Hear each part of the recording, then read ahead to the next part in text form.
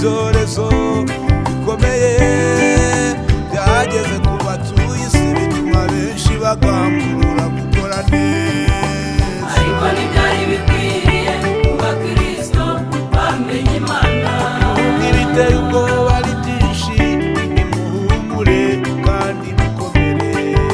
Nyuma y'ubu buzima hari ubundi buzima. Na virusi yahungabaniye isi yose, ariko nimuhumure.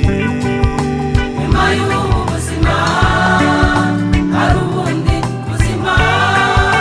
Adusezeranije ubugingo, nidukora ibyo ushaka, dushoboza kurinda ibyasezeranijwe kugeza ku iherezo.